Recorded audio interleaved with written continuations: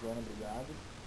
Eu vou de imediato passar aqui para o professor Celso Cândido, e também, logo em seguida, o Fabrício também já está aqui escrevendo bastante e deve estar querendo também fazer essa contribuição.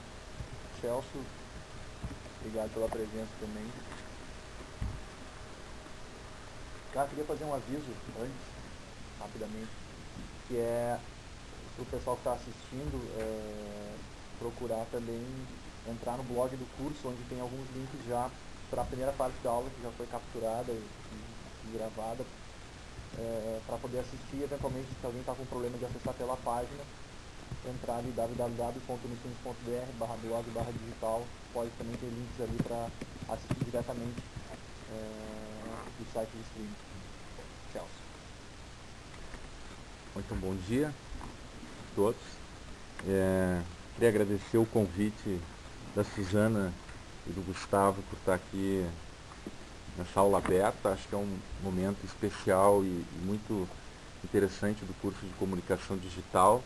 É um momento que a gente se abre um pouco, sai um pouco da academia e expõe um pouco as nossas ideias para a sociedade, onde a gente também pode reunir as 3 turmas do curso, né? Isso acho que vem contribuindo, e as discussões dos teóricos que a gente tem feito aqui vem contribuindo, né, para a formação de todos nós. Então, eu agradeço. Na verdade, eu aceitei o desafio da Suzana e do Gustavo, apesar de ser uma pessoa que, ainda que desafiado já faz alguns anos pela Suzana a conhecer o Flusser, eu não conhecia. Então, foi minha oportunidade, né, de conhecer esse pensador. Obviamente, li alguns artigos dele e fiquei bastante grato por conhecê-lo, não é? E então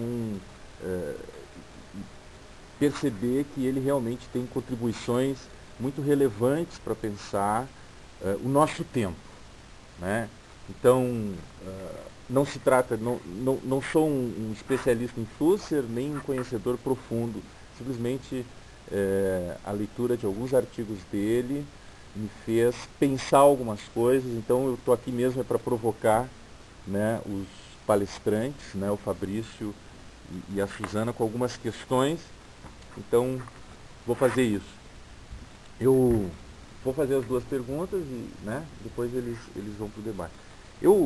Primeiro, eu queria perguntar para o Fabrício, quer dizer, que trouxe para nós uma tentativa de refletir a obra e a vida do Flusser, porque o Flusser, quando você começa a ler o Flusser, tem uma perspectiva profundamente crítica e profundamente radical da crítica que ele faz à sociedade contemporânea, não é? E,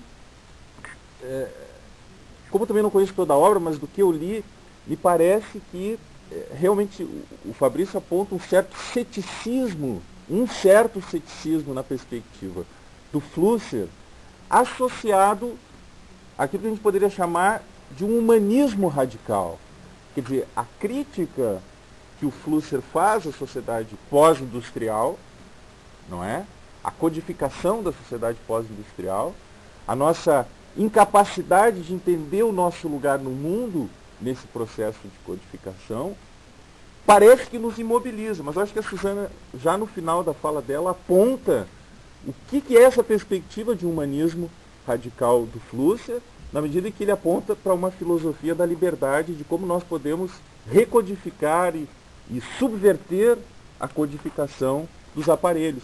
Então, minha questão para o Fabrício é quanto que desse ceticismo e desse humanismo radical do Flusser tem a ver com essa história da vida do Flusser, que é, como foi dito, um pensador que teve que fugir do nazismo durante a ocupação nazista na Tchecoslováquia, né, e foi para a Europa, depois logo em seguida já veio para o Brasil, e logo em seguida foi preciso deixar o Brasil também por causa de uma ditadura militar. E quanto que essa experiência de vida marcada, porque a gente sabe que para um pensador a perseguição às ideias, né, a falta de liberdade de expressão, isso marca muito mais profundamente talvez do que um cidadão comum, de quanto que esse ceticismo e esse humanismo radical, sei que é uma pergunta muito difícil de responder, está marcada por essa trajetória de vida, né, conflitiva com os sistemas totalitários e repressores do próprio pensamento. Bem? Então essa seria a questão que eu deixaria picando para o Fabrício. Não sei se é uma boa questão, mas eu achei que essa seria a melhor que eu poderia fazer para ti.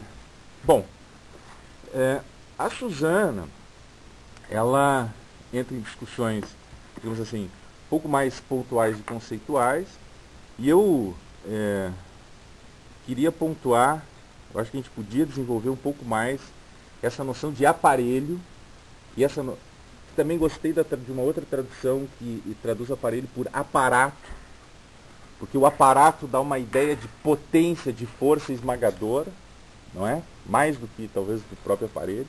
A tradução artefato não me parece boa, que é a que parece está pelo menos no prefácio do livro que é pós-história, o mundo codificado, do mundo codificado, artefato.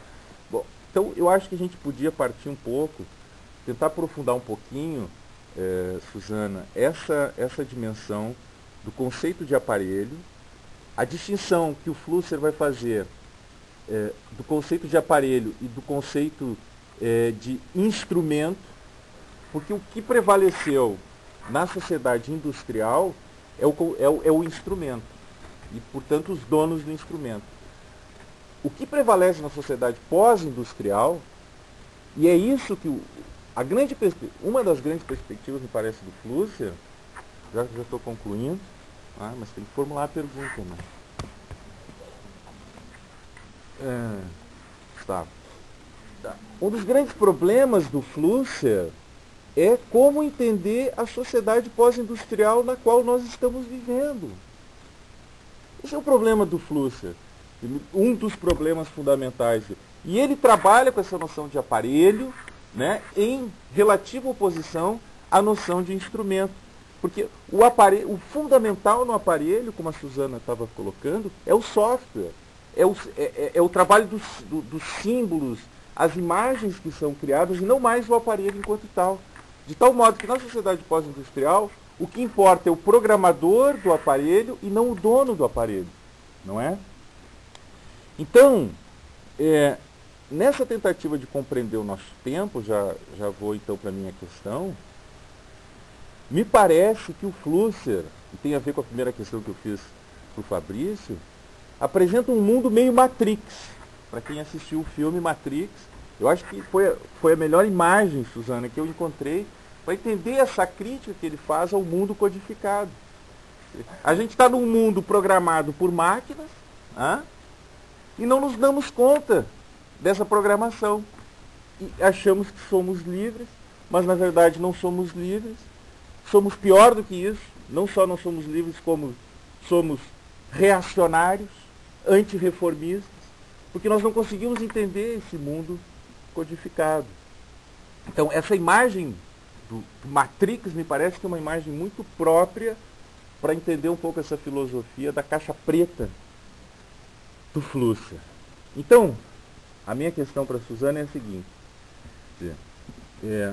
a gente poderia aprofundar um pouquinho mais esse conceito de aparelho, essa é a minha proposição, e essa noção de caixa preta. Mas aí eu faria a seguinte questão: como é que a gente entende essa noção de caixa preta e de aparelho no mundo da World Wide Web? Será que nós, ali na World Wide Web, somos meros funcionários da web, ou existe ali alguma possibilidade de liberdade? Não sei se é uma boa questão, Suzana, mas era isso aí que eu queria te colocar. Bom, antes de passar para a Suzana e para o Fabrício, eu queria fazer alguns lembretes aqui. Nós temos algumas perguntas entrando aqui, também uma saudação aqui do professor Alex Primo, da URGS,